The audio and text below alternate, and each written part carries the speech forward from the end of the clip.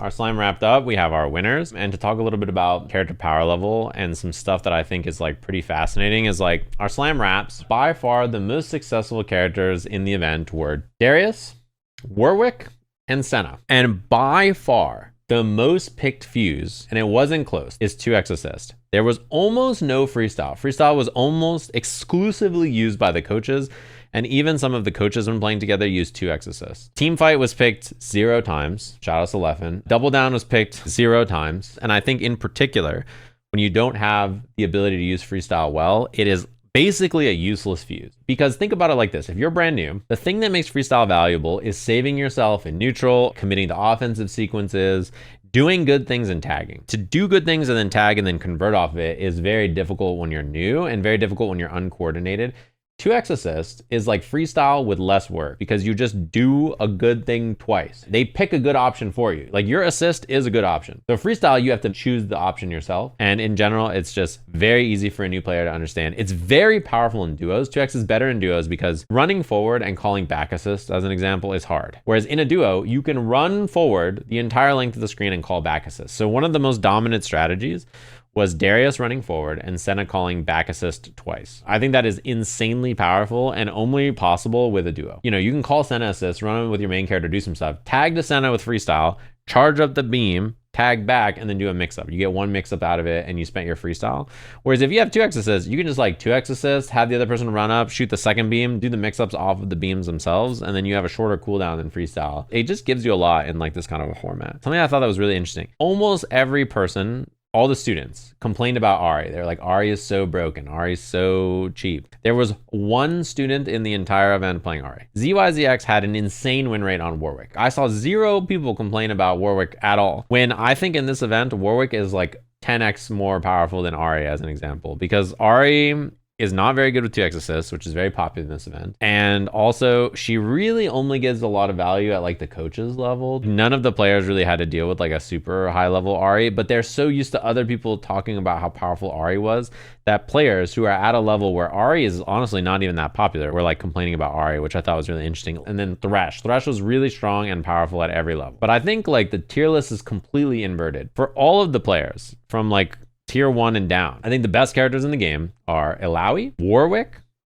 Darius, and I don't even think it's that close. I think they're just like insanely powerful compared to the rest of the characters at that level of play. Yeah, teamfight is basically nerfed out of the game. I'm gonna be honest, I think even before it was nerfed, there were times where like freestyle was probably better in some scenarios and stuff.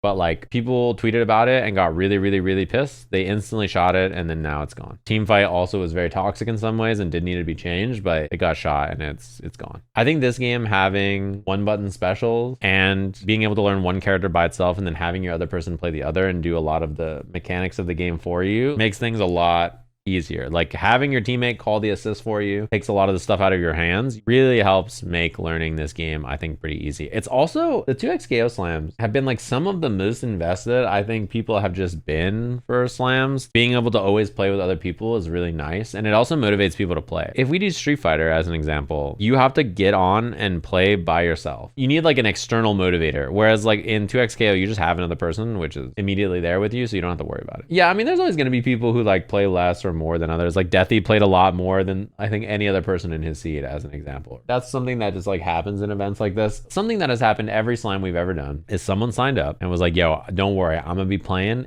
8 hours a day. I'm invested in the slam. It's gonna be awesome. And then like the event starts and they just vanish off the face of the earth. And then sometimes before the slam starts, you look at someone and you're like, this is about to be their level of play. And then they like turn into the greatest gamer of all time the second the event starts. We also had like a pretty close to 50-50 new player and returning player thing as always. Part of the reason we do it that way is so that the 50% of returning can like set the example of like, hey, you should play the game often. It does make me realize one thing I've been thinking about with this 2x KO game. I think this patch is like pretty difficult to play one team for in 2x KO. Like there's so many new characters. I think you now will have counter matchups. There's not a lot of teams that are just stable enough to play through like every type of other team. Like Teemo is like obviously a good example of a character who is very powerful in a lot of ways, but loses a bunch of matchups. I think Illaoi is also like, she was the god support answer before. If you wanted support for any character in the game, you just pick Illaoi and she just enables the other character really well.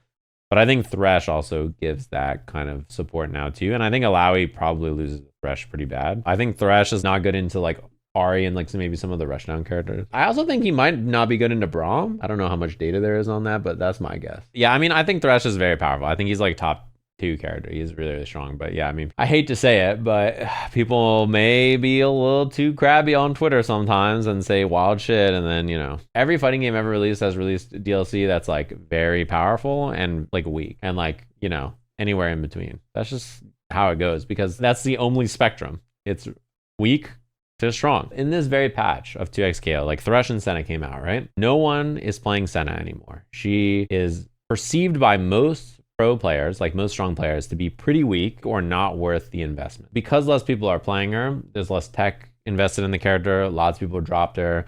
So the ceiling of that character is unknown because most people are not playing her anymore. So if you're Riot Games, you know how good Thresh is because he's being pushed to the limits of what the character is capable of because he's strong. But if you are them, what do you really know about Senna? You know that she's not as strong as Thresh, but you really don't have that much information or data about what her problems are or what her strengths are because a lot less people are playing her. I personally think she's pretty weak. But what about her I dislike and I think is weak is different than when I first tried her.